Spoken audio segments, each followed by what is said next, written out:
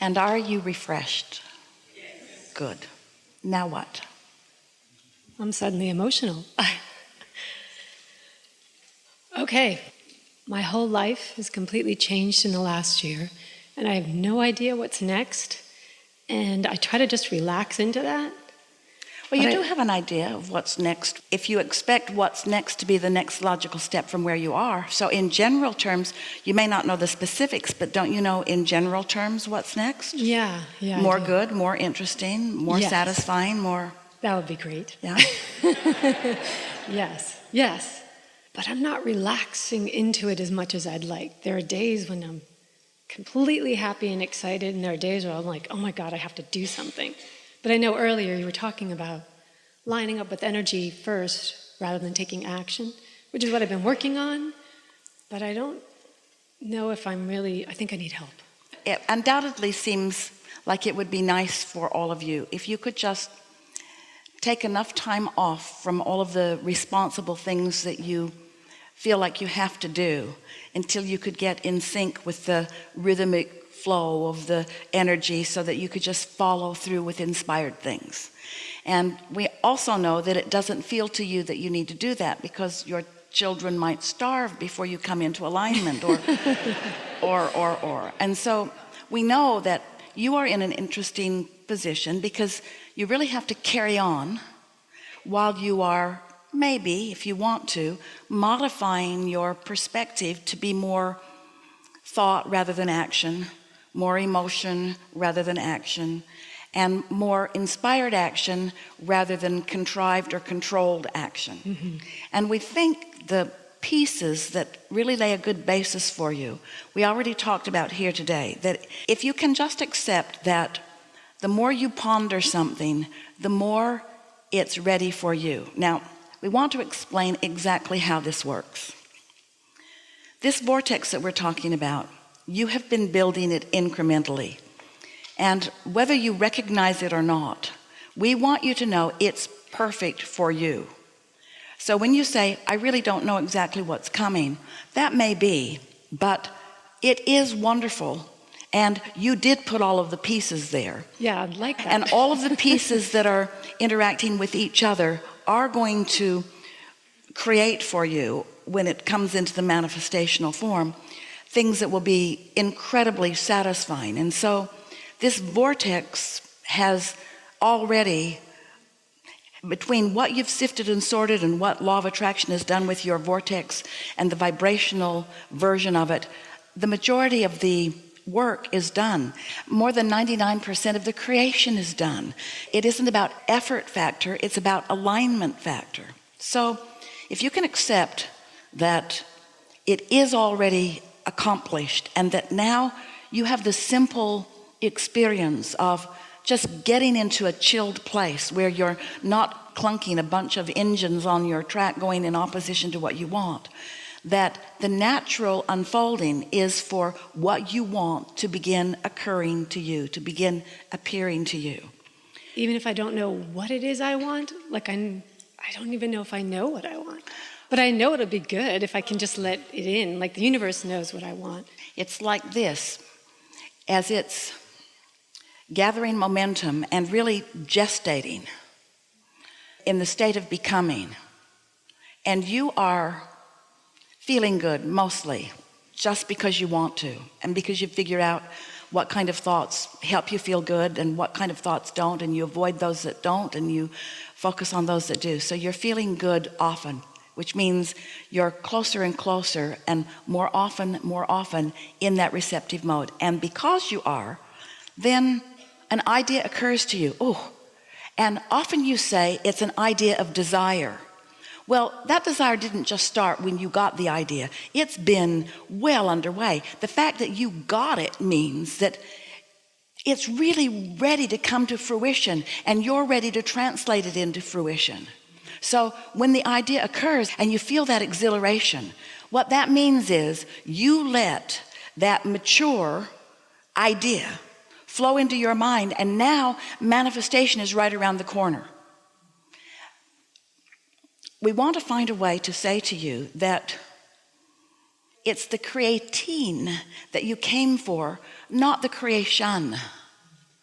But the creation must be part of the process for there to be any creatine that goes. So it's just another way of saying that the joy is in the journey. It's not only in the manifestation. And so what we really want to say to you is that the more satisfaction that you're finding even before the manifestation, then the more you're milking this creation for more joy, and the more satisfaction you're going to feel when it manifests.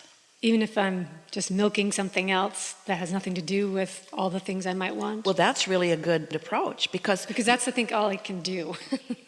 you could have 5 factors in your life that are important. 4 of them could be not working very well at all. 1 of them could be something that's pleasing when you think about it. And if you spent most of your time just softly focusing on what is working, the other 4 would come into alignment. Wait. They've already come into alignment, but that focus on the one that is working causes you to come into the receiving mode where those 4 could begin revealing themselves to you in more positive ways. Yeah, because I think maybe only 1 is here and about 5 or 6 nowhere in sight. But I don't feel bad about that, but I feel maybe I'm not. We want to go back and revisit for a moment the analogy of Esther and her lions and horses, because so many of our physical friends really believe that it's the accomplishing of the manifestation that is necessary for feeling good. So when they hear a story like this about Esther, who can just pick out something that she wants and write a check for it, they have a hard time understanding why we think that this is an interesting story. Because they're still thinking, hey, if I could just write a check for something, then everything would be better for me, because in the having of it, in the absence of it, if I could just have what I think that I'm wanting, then I would feel better. And we want you to come with us on this journey of deliberate creation to understand that there are so many actions that you want to take. Making a phone call instead of chilling out. It's like writing the check. It's like trying to make the action do the work that can't be done before the energy has flowed. So it's a good process if you can find something that is pleasing to you to think about, because when you focus upon it, because the work is already done in the vortex, and now you're doing the work of finding something pleasant to think about, so you're closing the gap. In that closed gap, in that open valve, in that open circuit where you'll start translating those vibrations into ideas, you're going to feel wonderful as those ideas flow. Don't you know that? Haven't you ever been involved with a project where it just clicked? Ideas came to you, you had fun along the way, you were collaborating with others, they were in the flow too, it all felt good. There just didn't seem to be any bumps in the road because you were moving so fast, the bumps didn't matter anyway. That's what deliberate creation feels like. So come back to what you're talking about here. Bring it to something specific to you. Well, I have no job, not sure where I'm going to be living, and I don't know, like part of me just wants to leave it open, let the universe guide me to it. But then I think sometimes I get caught up in not doing it. But look at it this way, you have 2 choices.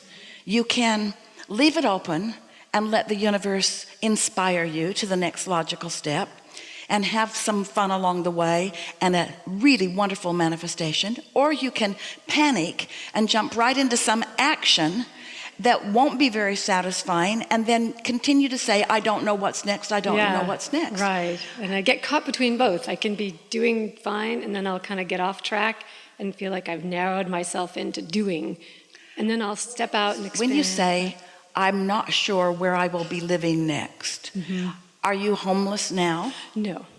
Do you really need to think too hard about where you will be living next when you are living now somewhere? Probably not. But what is it that makes you say, I'm not sure where I will be living next? What do you think is the reason that you said that? Because I'm not completely satisfied with where I'm living now. Correct. So I know there's something more coming. Yeah. I just don't know where it is. Yeah, exactly. So I can give you a little trick here.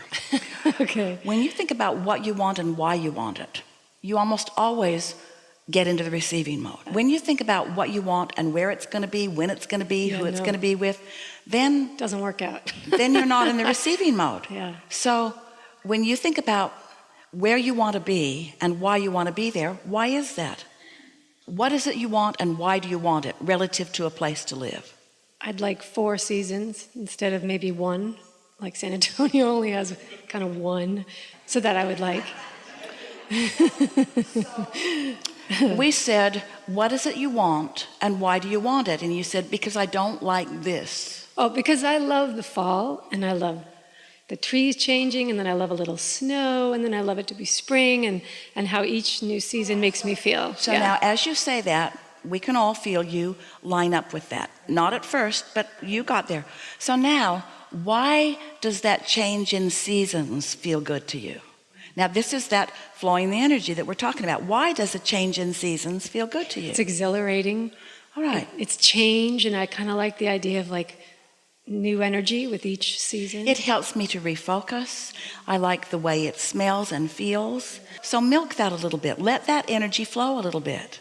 You see, if it is true, and it is, that the energy flowing is the precursor to the manifestations occurring to you, then can you see how when you talk about what and why, rather than what you want and why you don't want that, and what you want and why you don't want that, and what you want and why you don't want that. So as you just get that energy flowing, so I will always be looking for a place to be happy. How's that for a good feeling statement? And there are lots of places and lots of reasons that I'm happy in lots of places. There's no resistance in any of this. And I really prefer an environment that inspires me to feel differently at different times.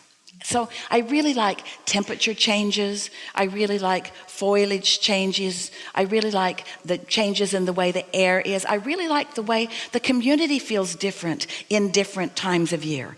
I like how the snow just kind of slows everyone down and makes you appreciate the warmth and the contrast of a fire. I really like the smell of a fireplace. I really like the new budding of the new flowers after they've been in the frozen ground. I really like the fresh start that you're all going to leave San Antonio soon, aren't you? I really like the fresh start that the new spring brings. I really like the way I feel. I'm comfortable in that environment. I can be comfortable in every environment, but I really like the feeling of that. Now, if that's all you did in a deliberate, focused time, you've flowed enough energy that now law of attraction is going to bring you other things. And as you continue to understand, and we're going to say it right now and today in a way you've never heard us say it before. If you can get it that your work is to extend the flowing of the energy, period. If you can get it that your work is to extend the positive flow of the energy rather than the engine going toward what you want and the engine going toward what you don't want. If you can just keep your energy, your thoughts, meaning your focused thoughts, clearer, purer, less contradicted, which means feeling better, feeling better, feeling better, feeling better, the manifestation will just be the next logical step. It just happens that way. But if you think that in order to have that you've got to get online, you've got to do some research, you've got to figure out where those places are. Action, action, action, action, action. And then you'll just move somewhere and see what it's like. You won't like the horses as much as the lions. Yeah, I think you're right. You just won't. You could warm up to the horses. You'll like them in time. They'll become your friends. They'll find their place there. But that's doing the energy work after the fact, you see. And it's so much more good feeling and so much more productive if you take the pleasure from the energy flow. Now, hear this. Can you take the pleasure from the energy flow? Or do you need to take the pleasure from the manifestation? And if you don't first take the pleasure from the energy flow, will there be as much satisfaction in the manifestation? So we're not going to say you can't make things happen. You can. You could pack up today. You could say, okay, that's it. You could get some big truck to come and put all of your things in it, and you could take off and you could go somewhere. You could move into action today. Or You could take the pleasure from the energy flow, and then take the pleasure from the energy flow, and then take the pleasure from the next idea that comes and the next idea that comes, and you could increase your awareness of your worthiness in a way that you have not ever allowed before. And you know why you want to jump into action rather than flow the energy?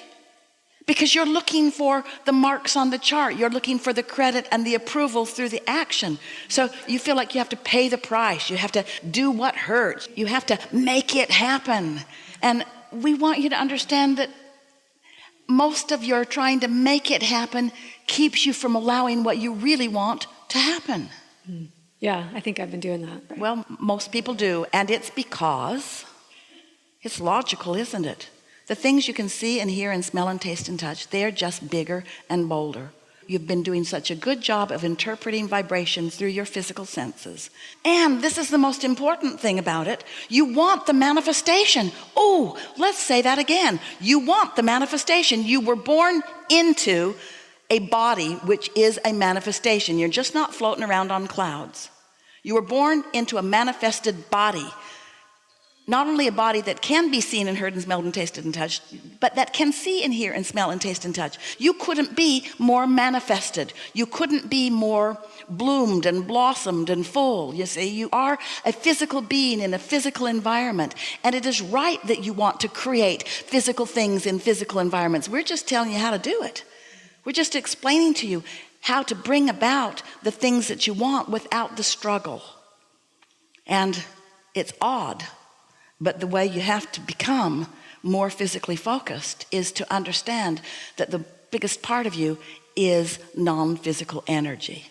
In other words, it's a little bit funny, isn't it, that we're saying, oh, physical humans, be more vibrational and your physicality will be more satisfying. And you say, we don't get this vibrational stuff. We want to move stuff around. We want to do things. We want to say things. We want to touch things. We want to make things happen with our hands. And we say, and you are doing that. But if you want the satisfaction factor, flow the energy first and do only inspired action.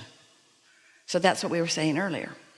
You want to say, well, I would like to only do inspired action, but I've got to go to work because if I don't, I won't get the money. I've got to go to work and I've got to feed my kids and I've got to go do this and I've got to go do that. And we say, yes, we acknowledge there are things that you are already locked into, that you've made agreements about, but you could shift the way you think about them. You could look for positive aspects in them.